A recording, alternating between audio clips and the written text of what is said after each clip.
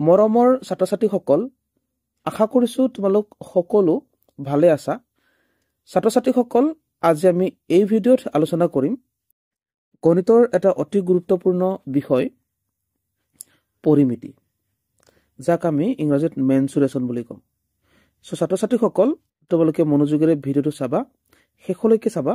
Skip নকৰাকৈ চাবা, যাতে তোমালোকে সকলোবোৰ কথা ধুনীয়াকৈ বুজিব পাৰে। ঠিক আছে, তোমালোকে হাতত বহি কলম লৈ পেলাই ৰেডি হোৱা। পৰিমিতিত আমি বহুতো সূত্ৰ মনত ৰাখিব লাগিব। ঠিক আছে, পৰিমিতিৰ লগত জড়িত যিবিলাক প্ৰশ্ন থাকে, সূত্ৰবোৰ ভালদৰে মনত ৰাখিলেহে সমাধান কৰিব পাৰিবা। সূত্ৰসমূহ তোমালোকে লিখিব লাগিব। গতিকে তোমালোকে বহি কলম লৈ পেলাই ৰেডি হোৱা। ঠিক আছে, পৰিমিতিত আমি কি কি শিকিম? পৰিমিতিত আমি বৰ্গ, আয়ত, ৰম্বাস, সামান্তৰিক, বৃত্ত, ত্ৰিভুজ, ঘনক ইত্যাদিৰ আমি কালি, পৰিসীমা, পৃষ্ঠকালি, আয়তন আদিবোৰ শিকিম। ঠিক আছে, এই বিষয়টো অকণমান দীঘলীয়া, সেইকাৰণে তোমালোকে পাৰ্ট বাই পাৰ্ট ভিডিঅ'বোৰ চাবা, কাৰণ মই ভিডিঅ'সমূহ পাৰ্ট বাই পাৰ্টহে দিম, কাৰণ একেটা ভিডিঅ'ত এইটো বিষয় মানে সম্ভৱ নহ'ব। এই বিষয়ৰ লগত জড়িত যিবিলাক সূত্ৰ আমি শিকিব লাগিব, তাৰপিছত ইয়াৰ লগত জড়িত প্ৰশ্নসমূহ আমি কৰিব লাগিব, গতিকে অকণমান দীঘলীয়া হ'ব। ঠিক আছে, মই পাৰ্ট বাই পাৰ্ট তোমালোকক আগবঢ়াই থাকিম, তোমালোকে তেনেকৈ চাই যাবা। ঠিক আছে, আটাইতকৈ আগত আমি যিহেতু কালি, পৰিসীমা শিকিম, আয়তন শিকিম, গতিকে সেইবোৰনো কি বস্তু তোমালোকক মই কৈ লৈছোঁ, শুনা। ঠিক আছে, মই খালী পেজ এটা লৈছোঁ, ইয়াতে মই তোমালোকক কালি কি বস্তু বা আয়তন কি বস্তু বা পৰিসীমা কি বস্তু শিকাই দিছোঁ। চোৱা, কালি বুলি ক'লে কোনো এটা বস্তু আকৃতি, কোনো এটা বস্তু তাৰমানে এনেকুৱা আকৃতিৰ তোমালোকে নিশ্চয়কৈ দেখিছা। গতিকে এনেকুৱা আকৃতিৰ এই ভিতৰৰ পাৰ্টটোক কোৱা হয় কি বুলি? কালি বুলি। অৰ্থাৎ এই বস্তুটোৱে কিমান ঠাই লৈ আছে, এইটোৱে তাৰ কালি। যেনে মই এখিলা কাগজৰ কথা ক'ম, কাগজ এখিলা যেনিবা এনেকুৱা, অ'কে, কাগজ এখিলা এনেকুৱা। এই কাগজখিলা আমি টেবুল এখনত থৈ দিম না, টেবুলখনৰ কিমান অংশ ল'ব, অৰ্থাৎ কাগজখন যিমান ডাঙৰ ইমান ল'ব না, এইটোৱে কাগজখনৰ কালি। তাৰমানে কাগজখনৰ যদি আমি এইটো চাৰিসীমা বুলি ভাবি লওঁ, এইটো কাগজখনৰ চাৰিসীমাৰ ভিতৰত যিটো সেই বগা অংশ, এইটোৱে হৈছে কাগজখনৰ কালি। অৰ্থাৎ তোমালোকে কালি বুলি ক'লে মনত ৰাখিবা যে বস্তু এটাই কিমান ঠাই ল'ব পাৰে, সেই লোৱা ঠাইটোৱে হৈছে তাৰ কালি। বা এনেকৈও মনত ৰাখিব পাৰা যে চাৰিসীমাৰ ভিতৰৰ অংশটোকে কালি বুলি কোৱা হয়। ঠিক আছে, চাৰিসীমাৰ ভিতৰৰ অংশটো কালি বুলি কোৱা হয়। গতিকে কালি মানে গম পাইছা। তাৰপিছত পৰিসীমা মানে কি? পৰিসীমা মানে হৈছে চাৰিসীমা। পৰিসীমাৰ লগত ডাইৰেক্ট চাৰিসীমা বুলি মনত ৰাখা। পৰিসীমা মানে হৈছে চাৰিসীমা। অ'কে, পৰিসীমা মানে কি? পৰিসীমা মানে হৈছে চাৰিসীমা, এনেকৈ মনত ৰাখা। অ'কে, আখৰবোৰ বেয়া হৈছে কিন্তু মই কৈ দিছোঁ না, তোমালোকে লিখি ল'ব পাৰিবা। যেনে মই তোমালোকৰ ঘৰৰ বাৰীৰ কথা কৈছোঁ। তোমালোকৰ ঘৰ এইটো যেনিবা, তোমালোকৰ বাৰী যেনিবা এনেকৈ আছে। অ'কে, এই যে বাৰী, এই বাৰীখনৰ আমি ইয়াৰ পৰা যদি আমি আৰম্ভ কৰোঁ এনেকৈ জুখিবলৈ, কিমান দীঘল, ঠিক আছে, এইটোৱে হৈছে পৰিসীমা, মানে বাৰীখনৰ চাৰিসীমাটো। গতিকে যিকোনো বস্তুৰ মানে চাৰিসীমাটোকে পৰিসীমা বুলি কোৱা হয়। অ'কে, গতিকে পৰিসীমা মানে একেবাৰে জটিল নহয়। পৰিসীমা উলিয়াবলৈ হ'লে আমি চাৰিসীমাটো যোগ কৰি দিলেই আমি পাই যাম। ঠিক আছে, তাৰপিছত আমি শিকোঁ এতিয়া আয়তন মানে কি। ঠিক আছে, আমি কালি শিকিলোঁ, পৰিসীমা শিকিলোঁ, তাৰপিছত আয়তন শিকোঁ। আয়তন মানে হৈছে কোনো এটা পাত্ৰ, যেনে মই গিলাচ এটা, ঠিক আছে, গিলাচ এটা কথা কৈছোঁ, এইটো গিলাচ। এই গিলাচটোৰ আয়তন বুলি ক'লে আমি কি গম পাম যে এই গিলাচটোত কিমান বস্তু সোমাব, এইটোৱে গিলাচটোৰ আয়তন। অৰ্থাৎ বস্তুটোত কিমান বস্তু সোমাব পাৰে সেইটো তাৰ আয়তন বা আমি যদি কওঁ এই গিলাসত পানী কিমান সোমাব ঠিক আছে পানী যিমান সোমায় এইটোৱে তাৰ আয়তন যেনে পানী ইয়াত যদি কওঁ বোলে 300 ml 300 ml সোমাইছে পানী এক গিলাস পানীত 300 ml পানী সোমাইছে গতিকে এই গিলাসখনৰ আয়তন কিমান হ'ব 300 ml হ'ব গতিকে যিকোনো বস্তুত কিমান বস্তু সোমাব পাৰে এইটোৱে হৈছে তাৰ আয়তন ওকে গতিকে আয়তন মানে হেতু তাৰছত আৰু এটা আছিল কি পৃষ্ঠকালিটো আমি এতিয়ালৈকে যেটো আলোচনা কৰি আছিলো মানে কালি বা চাৰিসীমা পৰিসীমা ঠিক আছে তাৰছত আমি এটা শিকিলো আয়তন শিকিলো ঠিক আছে এতিয়া আমি শিকিম কি এতিয়া আমি শিকিম পৃষ্ঠকালি যেনে পৃষ্ঠকালি বুলি ক'লে এটা বাকসৰ কথা ক'ব পাৰে যেনে বাকসটো এনেকুৱা ওকে বাকসটো এনেকুৱা তলকে বাকস গম পাইছা নহয় বাকস কাৰ্টুন তাৰ মানে এইটো বাকস ওকে এই বাকসটোৰ পিঠিকেটা এটা এফালে দুটা এফালে পিছফালে তিনটা আগফালে চাৰিটা তলফালে পাঁচটা এফালে ছটা বাকসৰ পিঠি কেটা থাকে ছটা থাকে এই যে পিঠিবোৰ এই পিঠিবিলাককে মানে পৃষ্ঠকালি বুলি কোৱা হয় মানে পিঠিবিলাকৰ কালি থাকিব না পিঠিবিলাক দেখিবলৈ কেনেকুৱা হৈছে এনেকুৱা হৈছে পিঠিবিলাক দেখিবলৈ এনেকুৱা হৈছে গতিকে আমাৰ কালি কি আছিল যে চাৰিসীমাৰ ভিতৰৰ অংশটোক কি বুলি কোৱা হৈছিল কালি বুলি কৈছিল গতিকে এই পিঠিবিলাক এনেকুৱা না ইয়াৰ ভিতৰৰ অংশটো আমি কি বুলি কম কালি বুলি কম গতিকে এই যিবিলাক পিঠিৰ কালিবিলাককে পৃষ্ঠকালি বুলি কোৱা হয় তেতিয়া হলে আমি মুঠামুঠিকে গম পালো কালি পৰিসীমা আয়তন আৰু পৃষ্ঠকালি ঠিক আছে এতিয়া বিভিন্ন আকৃতিৰ কালি উলিওৱা ফৰ্মুলা বেলেগ থাকে সূত্ৰ তাৰমানে বা আয়তন উলিওৱা সূত্ৰও বেলেগ থাকে বা পৃষ্ঠকালি উলিওৱা সূত্ৰও বেলেগ থাকে গতিকে আমি প্ৰথমতে শিকিলো এটা আয়ত লৈছো ঠিক আছে এটা আয়ত লও ওকে আয়ত এটা ললো এই আয়তটোৰ আমি কালি উলিয়াবলৈ হলে কালি মানে গম পালো এই ভিতৰৰ অংশটো হয় না কালি মানে আমি গম পালো ভিতৰৰ অংশটো কালি বুলি কম গতিকে ইয়াৰ কালি ইয়াত কিমান ঠাই লৈ আছে এই ভিতৰৰ অংশত কিমান আছে ঠিক আছে এইটো জানিবৰ কাৰণে আমি কি কৰিব লাগিব ইয়াৰ তলৰ এইটো দৈৰ্ঘ্য বুলি কোৱা হ'ব দৈৰ্ঘ্য মানে আমি L আৰু এইটো হ'ব প্ৰস্থ মানে B ঠিক আছে আৰু এইটো যদি আয়ত হয় না আয়ত মানে তোমালোকে জানাই নহয় আয়তৰ বিপৰীত বাহু কেটা কি হয় সমান হয় অৰ্থাৎ এইটো বাহুৰ লগত এইটো বাহু সমান আৰু এইটো বাহুৰ লগত এইটো বাহু সমান সো গতিকে কি হয় এইটো যদি L হয় এইটো কি হ'ব L হ'ব আৰু এইটো যদি B হয় এইটো B হ'ব আৰু ইয়াৰ কালি উলিয়াবৰ কাৰণে কি কৰিব লাগিব জাস্ট দিগ আৰু প্ৰস্থ পূৰণ কৰিব লাগে L আৰু B গতিকে তোমালোকে লিখি লোৱা কি লিখিবা আয়তৰ কালি কি লিখিবা আয়তৰ কালি সমান দিগ পূৰণ প্ৰস্থ মই L into B লিখিছো L মানে হৈছে দিগ B মানে হৈছে প্ৰস্থ তোমালোকে দিগ পূৰণ প্ৰস্থ হেব লিখা আৰু দিগ মানে হৈছে L প্ৰস্থ মানে B এইটো মনত ৰাখিব লাগিব কাৰণ আমি কামত লগাম গতিকে আয়তৰ কালি ফৰ্মুলাটো মনত ৰাখিলো দিগ পূৰণ প্ৰস্থ তাৰছত আয়তটো কেনেকুৱা আছিল আয়তটো আছিল এনেকুৱা গতিকে ইয়াৰ পৰিসীমা কেনেকৈ উলিয়াবা এইটো কি আছিল L এইটো কি আছিল B এইটো কি আছিল L এইটো আছিল B আৰু পৰিসীমা মানে কি চাৰিসীমা বুলি কৈছিলো গতিকে এই গোটেই কেইটা যোগ কৰি দিলে আমি কি পাই যাম এই গোটেই কেইটা যোগ কৰি দিলে আমি পৰিসীমা পাই যাম অৰ্থাৎ চাৰিসীমাটো পাই যাম ওকে তেতিয়া হলে আয়তৰ পৰিসীমা তোমালোকে লিখিবা আয়তৰ পৰিসীমা কি বুলি লিখিবা ঠিক আছে এইটো আয়তৰ পৰিসীমা হ'ব L plus B plus B আৰু L কেটা পালো দুটা 2L B কেটা পালো দুটা অৰ্থাৎ 2B দুইটো যদি কমন লওঁ 2 এফালে L plus B গতিকে মুঠামুঠিকে তোমালোকে এইটো মনত ৰাখিবা 2 into L plus B এইটো আছে আয়তৰ পৰিসীমা গতিকে মই এইটো ভাঙি পাতি দেখুৱাই দিলো গতিকে তোমালোকে বহিত লিখিবা এনেকৈ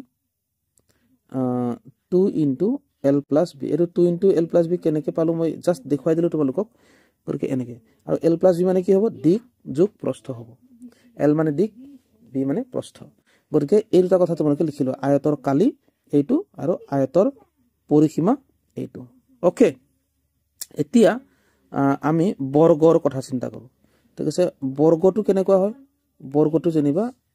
এনেকুৱা ওকে বৰ্গৰ আমি জানো বৰ্গৰ চাৰিটা বাহু কেনেকুৱা হয় বৰ্গৰ চাৰিটা বাহু সমান হয় অৰ্থাৎ এইটোৰ লগত এইটো গতিকে আমি বৰ্গৰ ক্ষেত্ৰত আমি যদি এইটোক L বুলি ধৰো বাহুটো যদি L বুলি ধৰো গুটিকেইটা L হৈ যায় সো বৰ্গৰ ক্ষেত্ৰটো আমি কালি কি কৰিম এইটো আৰু এইটো দিগ আৰু প্ৰস্থ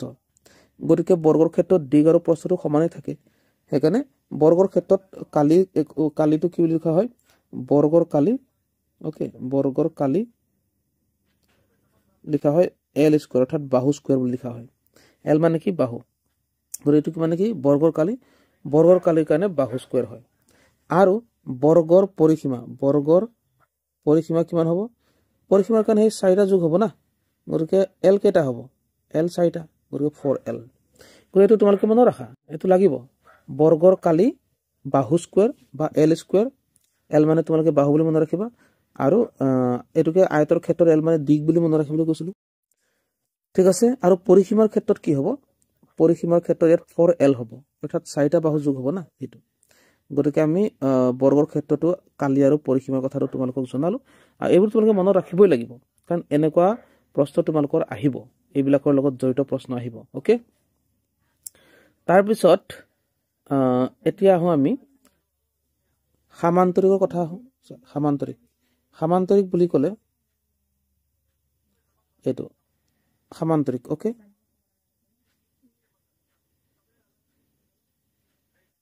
ওকে সামান্তৰিক ঠিক আছে সামান্তৰিকৰ কথাটো কি হয় সামান্তৰিকৰ কথাটো হৈছে এইটো আৰু এইটো সমান্তৰাল হয় সমান্তৰাল মানে এনেকুৱা ৰেখা যি এনেকে বঢ়াই দিলেও কেতিয়াও কটাকটি নকৰে মানে এনেকুৱা ৰেখাক সমান্তৰাল ৰেখা বুলি কয় যিবিলাক ৰেখা এনেকে বঢ়াই দিয়াৰ পিছত এনেকে কাটি যায় এনেকুৱা সমান্তৰাল ৰেখা বুলি নকয় গতিকে ইয়াত কি হয় সামান্তৰিকত এইডাল আৰু এইডাল বঢ়াই দিলেও কেতিয়াও কটাকটি নকৰে একেদৰে এইডাল আৰু এইডাল বঢ়াই দিলেও এনেকে কেতিয়াও কটাকটি নকৰে ঠিক আছে সেইকাৰণে কি হয় সামান্তৰিকৰ বিপৰীত বাহুবোৰ সমান্তৰাল বুলি কোৱা হয় গতিকে সামান্তৰিকৰ যদি আমি কালি উলিয়াবলৈ হয় সামান্তৰিকৰ যদি কালি উলিয়াবলৈ হয় কেনেকৈ উলিয়াম অৰ্থাৎ সামান্তৰিকৰ কালি মানে কি হ'ব এই সামান্তৰিকৰ ভিতৰত এই ঠাই কিমান আছে ঠিক আছে এইটো সামান্তৰিকৰ কালি হ'ব আৰু সামান্তৰিকৰ কালিৰ কাৰণে আমি এইটোক তলটোক ভূমি বুলি কয় ঠিক আছে তলটোক কি বুলি কয় তলটোক ভূমি অৰ্থাৎ বি বেছ তাৰ মানে আৰু আমাৰ উন্নতি থাকে উন্নতি সামান্তৰিকৰ উন্নতি এনেকুৱা উন্নতি ঠিক আছে এইটোক উন্নতি বুলি কয় এইটো হৈছে H অৰ্থাৎ সামান্তৰিকৰ কালিৰ কাৰণে কি লাগিব আমাক সামান্তৰিকৰ কালি ওকে সামান্তৰিকৰ কালি লিখিলো কি হ'ব B * H হ'ব সামান্তৰিকৰ কালি কি হ'ব B * H ওকে অৰ্থাৎ ভূমি পূৰণ উন্নতি এটা মনত ৰাখিবা সামান্তৰিকৰ কালি তাৰ পিছতে সামান্তৰিকৰ পৰিসীমা কি হ'ব আমাৰ সামান্তৰিকৰ পৰিসীমা এই গোটেই চাৰি সীমাটো যদি যোগ কৰি দিয়া যায় এয়া সামান্তৰিকৰ পৰিসীমা হৈ যাব ঠিক আছে সো সামান্তৰিকৰ যি এতিয়া পৰিসীমা হ'ব এইটো কি হ'ব আয়তৰ পৰিসীমাৰ লগত একেটাই হ'ব এইটো যদি আমি কি হ'ব ভূমি যেনিবা এটো যদি ভূমি হয় এইটো আমি দিগ হিচাপেও তো ল'ব পাৰো না ঠিক আছে এইটো দিগ হয় আৰু এইটো প্ৰস্থ হয় ঠিক আছে গতিকে আমি সামান্তৰিকৰ পৰিসীমা কি হ'ব আয়তৰ পৰিসীমাৰ লগত একেই 2 * দিগ যোগ প্ৰস্থ বা তোমালোকে ইয়াত কি লিখা বি এইটো যেনিবা এ লিখিলো যেনিবা ঠিক আছে a + b এনেকে 2 * a + b a মানে যেনিবা ইয়াৰ প্ৰস্থ এইটো a মানে প্ৰস্থ আৰু b মানে যেনিবা দিগ ঠিক আছে দিগ যোগ প্ৰস্থ এনেকে ওকে সো নেক্সট আহিলো এতিয়া আমি বৰ্গক্ষেত্ৰ শিকিলো আয়ত শিকিলো সামান্তৰিক শিকিলো এটা ত্ৰিভুজৰ কথাটো কি হ'ব এতিয়া ত্ৰিভুজ এয়া ঠিক আছে এইবোৰ জইন হ'ব ত্ৰিভুজ এয়া সো ত্ৰিভুজৰ কালি কেনেকৈ লিখা হয় কালি মানে এই অংশটো না কালি কেনেকুৱা হ'ব কালি মানে কি হ'ব কালি হ'ব হাফ ইনটু ভূমি ইনটু উন্নতি সো ভূমি মানে আমি এইটো যদি ধৰো উন্নতি হ'ব এনেকে এইচ ওকে উন্নতি উন্নতি আৰু এইটো গতিকে ত্ৰিভুজৰ কালি লিখি ল'বা ত্ৰিভুজৰ কালি সমান হাফ ইনটু ভূমি ইনটু উন্নতি এইটো মনত ৰাখিবা তাৰপিছত ত্ৰিভুজৰ পৰিসীমা কি হ'ব ত্ৰিভুজৰ পৰিসীমা কি হ'ব লিখিব তিনিটা বাহুৰ যোগফল এনেকৈ লিখি দিবা ঠিক আছে মই লিখাটো ইমান ভাল হোৱা নাই কিন্তু তোমালোকে শুনিটো পাইছা হেমতে লিখি ল'বা তিনিটা বাহুৰ যোগফল মানে পৰিসীমা মানে কি চাৰিসীমা নহয় জানো গতিকে ত্ৰিভুজৰ পৰিসীমা হ'লে এই তিনিটা বাহুৰ যোগফলটো হ'লে হৈ গ'ল ওকে বা তোমালোকে এনেকৈ লিখিব 3a এনেকৈ লিখি পাৰা কাৰণ a মানে যেনিবা এটা সাইড এইটো বাহু তাৰমানে গোটেইকেইটা যদি বাহু হৈ যায় এনেকৈ লিখিব পাৰা এইটো সমবাহুৰ কাৰণে হ'ব কিন্তু তোমালোকে লিখোতে এনেকৈ লিখিবা তিনিটা বাহুৰ সমষ্টি বুলি লিখিবা বা তিনিটা বাহুৰ যোগফল ইয়াত লিখি দিবা তিনিটা বাহুৰ যোগফল বুলি ওকে সো তাৰপিছত আমি এতিয়া চাওঁ বৃত্তটো তোমালোকে জানাই বৃত্ত এয়া সো বৃত্তৰ কালি কি হ'ব এতিয়া বহুত এটা ইম্পৰ্টেন্ট প্ৰশ্ন বৃত্তৰ কালিৰ কাৰণে তোমালোকে লিখিবা ঠিক আছে বৃত্তৰ কালি সমান কি হ'ব পাই r স্কয়াৰ বৃত্তৰ কালিৰ কাৰণে কি লিখিব লাগিব পাই r স্কয়াৰ এটো পাই বুলি কয় আৰু পাইৰ মান সদায় কিমান হয় এটো 7/22 বা 3.14 এই দুটা যিকোনো ব্যৱহাৰ কৰিলে হৈ যায় কাৰণ এই 7/22ক যদি হৰণ কৰো আমি 3.14 পাম সেই কাৰণে তুমি যিকোনো ইউজ কৰা দশমিকটো ইউজ কৰাতকে ভগ্নাংশটোকে ইউজ কৰিবা অৰ্থাৎ 7/22 টোকে ইউজ কৰিবা পাইৰ মান সদায় 7/22 ল'ব লাগে ঠিক আছে তুমি নিজে জানিব লাগিব পুরো বৃত্তৰ কালে কি হ'ব বৃত্তৰ কালে হ'ব এটো পাই r স্কয়াৰ আৰু বৃত্তৰ পৰিসীমা ঠিক আছে তো বৃত্তৰ পৰিসীমাটো কি বুলি কয় বৃত্তৰ পৰিধি বুলি কয় পৰিধি বৃত্তৰ পৰিধি কি হ'ব বৃত্তৰ পৰিধি হয় 2 পাই r মনত ৰাখিবা বৃত্তৰ পৰিধি কি হয় 2 পাই r আৰু বৃত্তৰ কালে কি হ'ব পাই r স্কয়াৰ এটা r বস্তুটো কি হয় r বস্তুটো হৈছে বৃত্তৰ কেন্দ্ৰৰ পৰা পৰিধিলৈকে টনা এই ৰেখাডাল অৰ্থাৎ এটোক ব্যাসাৰ্ধ বুলি কোৱা হয় r কি হয় r মানে হৈছে ৰেডিয়াস ব্যাসাৰ্ধ ঠিক আছে আৰু এনেকে এই যি কেন্দ্ৰবিন্দুৰ মাজেৰে যায় পৰিধিক টাচ কৰেগে এটোক কয় ব্যাস ঠিক আছে ব্যাসৰ আধা হৈছে ব্যাসাৰ্ধ ওকে এটো যদি আমি ব্যাস বুলি ভাবো ব্যাসৰ আধা ইয়াৰ পৰা ইয়ালৈকে জানিবা কি হ'ব ব্যাসাৰ্ধ হ'ব আৰু সদায় মনত ৰাখিবা ব্যাসটো ব্যাসাৰ্ধৰ দুগুণ ঠিক আছে এই d মানে কি হয় ব্যাস ডায়ামিটাৰ এটা মনত ৰাখিবা আৰু r মানে ব্যাসাৰ্ধটো ব্যাসৰ সদায় আধা হয় বা নহয় ইয়েস ব্যাসাৰ্ধটো ব্যাসৰ আধা হয় আৰু ব্যাসটো ব্যাসাৰ্ধৰ দুগুণ হয় এটা মনত ৰাখিবা ঠিক আছে আমি অংক কৰোতে এবোৰ লাগিব সো নেক্সট আহিলে এতিয়া ঘনক মানে তোমালোকে জানিবা এতিয়া ঘনকটো কি বস্তু ঘনক এনেকুৱা এটা শেপ ঠিক আছে এইটো জানিবা ঘনক ওকে এনেকুৱা ঘনক এইটো জয়েন কৰি দিলো এইটো এইবিলাক যিবিলাক বাকস টাইপ হা এইবিলাকক ঘনক বুলি কয় ঘনক মানে ঘনক বুলি ক'লে আমি সমান বাহু যিবিলাকৰ মানে বাহু কেইটা সমান থাকে এইটো আৰু এইটো যদি সমান থাকে তেতিয়া হলে এইটো কি বুলি কয় সুষম ঘনক বুলি কয় বা ঘনক বুলি কোৱা হয় আৰু ঘনকৰ যি কাষ কেইটা সমান থাকে সেইকাৰণে ইয়াৰ যি কাষ থাকিব কেইটা কাষ 12টা থাকে হয়নে আৰু চুক থাকে 8টা পিঠি থাকে 6টা ঘনকৰ কাষ 12টা ঘনকৰ চুক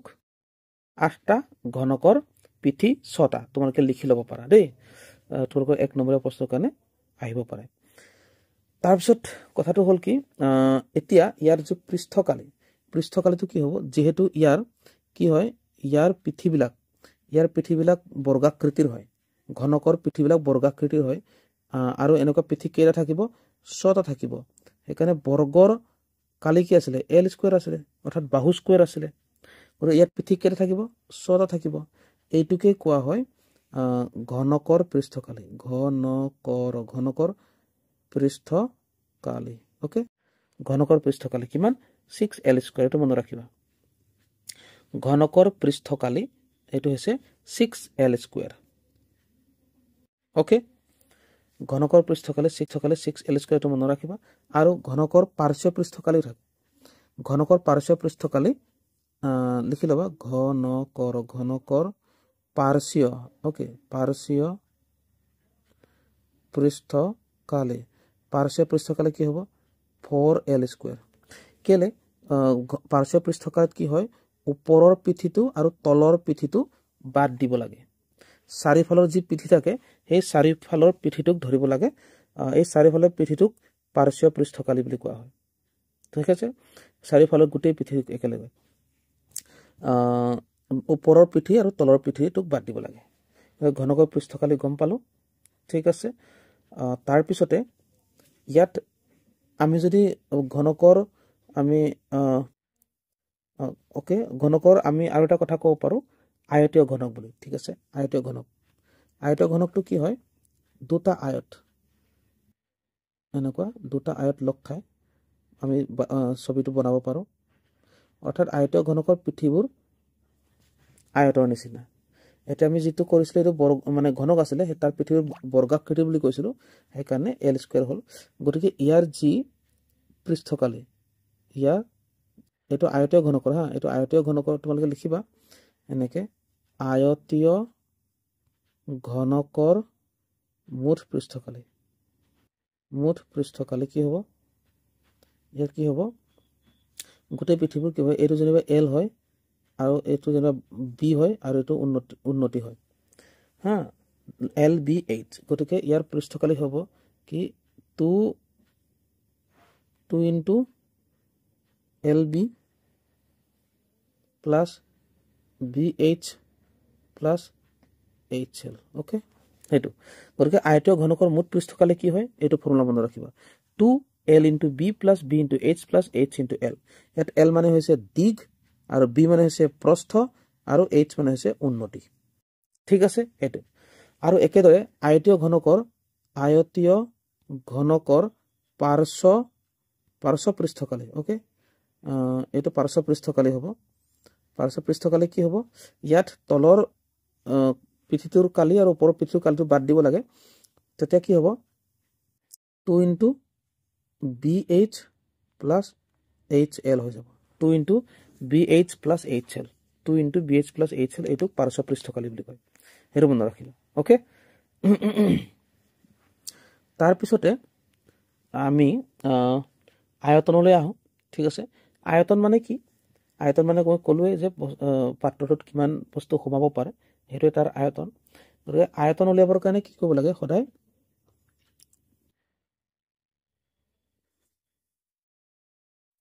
যেনে মই ধৰি লৈছো ঘনক ওকে ঘনক এটাৰ কথা চিন্তা কৰিছো ঘনক এই ঘনকটোৰ ভিতৰত কিমান বস্তু সোমাব পাৰে অৰ্থাৎ ঘনকটোৰ আয়তন কি হ'ব এটো কৰিবৰ কাৰণে জাস্ট কি কৰিব লাগে ইয়াৰ যি l b আৰু h ঠিক আছে l b আৰু h কিন্তু ইয়াত ঘনকত l b h কি হয় সমানে থাকে মানে দিক প্ৰস্থ উচ্চতা ঘনকৰ সমানে সেই কাৰণে কি হ'ব গটেকেটা আমি l বুলি ক'ব পাৰো এই কাৰণে আয়তনৰ কাৰণে কি হ'ব এতিয়া ঘনকৰ আয়তন হা ঘনকৰ আয়তন হ'ব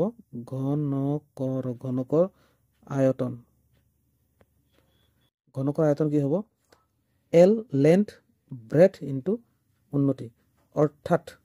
গোটেই l তিনটা পূৰণ হ'লে কিমান হ'ব l³ হয় কাৰণ এটো length to l হয় breadth to l হয় উন্নতি to l হয় গতিকে ঘনকৰ আয়তন কি হয় l³ এটোই ঘনকৰ আয়তন ঠিক আছে তাৰ পিছতে আমি যদি আয়তীয় ঘনকৰ কথা কওঁ ঠিক আছে আয়তীয় ঘনক এটা যেটো আমি আয়তীয় ঘনক আমি কৰিছিলো আয়তীয় ঘনকৰ যদি কথা কওঁ ওকে আয়তীয় ঘনক এয়া আয়তীয় ঘনকৰ যি আয়তন তেতিয়া হলে কি হ'ব ইয়াৰ এটো l আৰু এটো b এটো h গতিকে আয়তীয় ঘনকৰ আয়তন তোমালোকে আয়তীয় ঘনকৰ আয়তন বুলি লিখি ল'বা কি হ'ব দিক পূৰণ প্ৰস্থ পূৰণ উন্নতি এইটো L ইনটু V ইনটু উন্নতি এইটোৱে হৈছে আয়তীয় ঘনকৰ আয়তনৰ ফৰ্মুলা মানে আয়তীয় ঘনকৰ যদি আয়তনৰ কথা আহে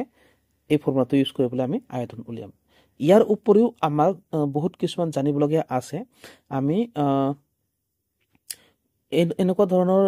মানে প্ৰশ্ন যেতিয়া আমি কৰিম তেতিয়া আমি আলোচনা কৰিম ঠিক আছে এতিয়ালৈকে মই এই পৰিমিতিৰ লগত জড়িত কেইটামান আমি সূত্ৰ হে মাত্ৰ শিকিলো ঠিক আছে আশা কৰিছো তোমালোকে ভালদৰে বুজিব পাৰিছা যদি তোমালোকে মনত ৰাখিবলৈ অসুবিধা হৈছে তেতিয়াহলে তোমালোকে আকৌ এবাৰ ৰিভাইজ কৰি চাবা আৰু বহিবিলাকত যেহেতু লিখি ৰাখিবাই যদি লিখি ৰাখিছা বহিখন ভালকে চাই ল'বা আৰু ফৰ্মুলাসমূহ ভালকে মনত ৰাখি ল'বা ঠিক আছে কাৰণ ফৰ্মুলাবোৰ মনত নাৰাখিলে এনেকুৱা ধৰণৰ মানে প্ৰশ্ন সমাধান কৰিবলৈ টান পাবা ঠিক আছে সো আমি মই কৈছো যে এতিয়া আমি পৰিমিতিৰ লগত জড়িত প্ৰশ্ন উত্তৰ আলোচনা কৰিম হা প্ৰশ্ন আলোচনা কৰিবলৈ যাওঁতে আমি বহুত কথা কিছুমান আকৌ শিকিম তাৰমানে কাৰণ ইয়াতে আমি বহুত আৰু শিকিবলগীয়া আছেই ঠিক আছে পৰিমিতিৰ লগত জড়িত কনসেপ্ট আৰু আমাৰ আছে গতিকে এই প্ৰশ্ন যেতিয়া তোমালোকক শিকাই যাম সেইমতেই তোমালোকক তাত কনসেপ্ট দি যাম ঠিক আছে সো আমি নেক্সট পেজলৈকে আহিছো নেক্সট পেজত তোমালোকে দেখিবলৈ পাইছা ইয়াত চোৱা কৈছে এটা বৰ্গক্ষেত্ৰৰ বাহুৰ জোখ 40 সেন্টিমিটাৰ হলে ইয়াৰ কালি সো বৰ্গৰ ইয়াত বৰ্গ কৈছে বৰ্গ এটা বৰ্গ এই বৰ্গটোৰ বাহুৰ জোখ কিমান বুলি কৈছে এটো 40 হয় 40 সেন্টিমিটাৰ ওকে মই এককটো নাই দিয়া কিন্তু 40 সেন্টিমিটাৰ হয় গতিকে ইয়াত কালি উলিয়াবৰ কাৰণে কি কৰিব লাগিছিল বৰ্গৰ কালি ফৰ্মুলাটো তোমালোকৰ মনত যদি থাকে আছিল তেতিয়াহলে জানা বাহু স্কয়াৰ আছিল অৰ্থাৎ L স্কয়াৰ হা বৰ্গক্ষেত্ৰৰ কালিৰ ফৰ্মুলাটো কি আছিল L স্কয়াৰ গতিকে ইয়াত বাহুটো কি আছে 40 আছে গতিকে 40 ৰ স্কয়াৰ কৰি দিলে হৈ যাব কিন্তু ইয়াৰ লগতে কি আছে সেন্টিমিটাৰো আছে গতিকে সেন্টিমিটাৰো স্কয়াৰ হ'ব না 40 সেন্টিমিটাৰ স্কয়াৰ হ'ব হোল স্কয়াৰ সো 40 মানে কি হ'ব এটো 40 ইনটু 40 বা এনেকে 40 স্কয়াৰ কৰি দিলে ওকে 40 স্কয়াৰ এফালে সেন্টিমিটাৰ স্কয়াৰ ওকে গতিকে কি হ'ব এটা 40 যদি স্কয়াৰ কৰা 40 স্কয়াৰ কৰা মানে কি বুজি পাৰা 40 দুবাৰ পূৰণ কৰিলা এনেকে মানে 40 লগত পূৰণ কৰা ঠিক আছে তেতিয়াহলে 4 4 16 হ'ব অৰ্থাৎ 1600 হ'বগে কিমান হ'বগে 1600 সেন্টিমিটাৰ স্কয়াৰ কিমান হ'ব 1600 সেন্টিমিটাৰ স্কয়াৰ হয়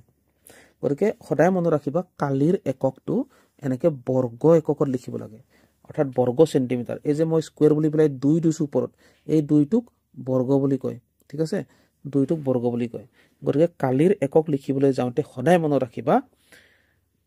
এককটো বৰ্গ এককত লিখিব লাগে অৰ্থাৎ বৰ্গ সেন্টিমিটাৰ হলে বৰ্গ সেন্টিমিটাৰ মিটাৰ হলে বৰ্গ মিটাৰ বা ফুট হলে বৰ্গ ফুট তেনেকৈ লিখিব লাগে ঠিক আছে এটা উত্তৰ কি পালো 1600 বৰ্গ সেন্টিমিটাৰ পালো ঠিক আছে এই যে স্কয়াৰটো আছে ওপৰত 2টো আছে এটুক সেন্টিমিটাৰ স্কয়াৰ বুলি ক'ব পাৰা বা বৰ্গ সেন্টিমিটাৰ বুলি ক'ব পাৰা নেক্সট ইয়াতে আহিছে কৈছে যে এটা আয়তক্ষেত্ৰৰ দিক 200 সেন্টিমিটাৰ আৰু কালি 10 মিটাৰ স্কয়াৰ হলে ইয়াৰ প্ৰস্থ হ'ব সো আমি আয়তৰ যি কালি কি আছিল ফৰ্মুলাটো তোমালোকৰ যদি মনত আছে ভাল কথা যদি নাই ফৰ্মুলা কেটা মুখস্থ কৰি লবাই সো আয়তৰ কালি ফৰ্মুলাটো আমি শিকিছিলো কালি সমান দিক পূৰণ প্ৰস্থ অৰ্থাৎ L ইনটু B ঠিক আছে আৰু ইয়াত আমাক কি দিয়া আছে দিক দিয়া আছে 200 সেন্টিমিটাৰ আৰু এফালে প্ৰস্থ দিয়া আছে 10 মিটাৰ স্কয়াৰ কিন্তু আমি কৈছো যে সদায় তোমালোকে গণিত এনেকে কৰিবলৈ যাওঁতে একক কেটা সদায় মিলাই ল'ব লাগে এই কথাটো মই আগতেও কৈছো গতিকে তোমালোকে একক কেটা প্ৰথমতে মিলাই ল'বা কাৰণ এটা আছে মিটাৰত এটা আছে সেন্টিমিটাৰত গতিকে আমি মিটাৰলৈকে লৈ যাম সো 200 সেন্টিমিটাৰক আমি মিটাৰলৈ নিলে কিমান হ'ব 2 মিটাৰ হ'ব কাৰণ 100 সেন্টিমিটাৰত 1 মিটাৰ হলে 200 সেন্টিমিটাৰ 2 মিটাৰ হ'ব সো এই 200 সেন্টিমিটাৰ 2 মিটাৰ হ'ব এটো কি হ'ব দিগ হ'ব গতিকে দিঘৰ ঠাইত আমি 2 টো লগাই দিম আৰু কালি কিমান দি আছে 10 মিটাৰ স্কয়াৰ অৰ্থাৎ কালিৰ ঠাইত আমি লগাম 2 আৰু এফালে বি টো নামি আহিব কাৰণ আমাক প্ৰস্থ উলিয়াবলৈ কৈছে বি মানে প্ৰস্থ না সো এটা আমি কি কৰিম বি টো ৰখাই দিম আৰু বিৰ লগত 2 টো পূৰণ হৈ থকাৰ কাৰণে ইয়া সমান চিনৰ আগলৈ পঠিয়ালে হৰণ হ'বগে সেইকাৰণে আমি কি কৰিম এতিয়া আমি তলত 2টো পাতি দিম কাৰণ হৰণ হ'ব আৰু ওপৰত 10টো আহিব 2ৰে 10ক যদি কাটো 5 বাৰ যাব আৰু 5টো কাৰ লগত সমান হ'বগে 5টো সমান হ'বগে b ৰ লগত ওকে সো b কিমান হ'বগে 5 মিটাৰ হ'বগে ওকে অপচন কোনটো শুদ্ধ উত্তৰ তেতিয়া হলে অপচন 1টোই শুদ্ধ উত্তৰ এনেকৈ তোমালোকে ফৰ্মুলাবিলাক এপ্লাই কৰিব জানিব লাগিব ঠিক আছে যদি তোমালোকে জনা নাই চিন্তা কৰিব নালাগে ভিডিওসমূহ ভালদৰে মনোযোগেৰে চোৱা কোনটো কেনেকৈ কি কৰিব লাগিব হৰণ পূৰণ আমি কেতিয়া কৰিব লাগিব সমান চিহ্নৰ পৰা আগলৈ পিছলৈ নিলে কোনটো কেনেকুৱা কি হয় সকলো কথা তোমালোকে জানিব পাৰিবা ঠিক আছে সো তোমালোকে ধৈৰ্য সহকাৰে ভিডিওটো চাই থাকিবা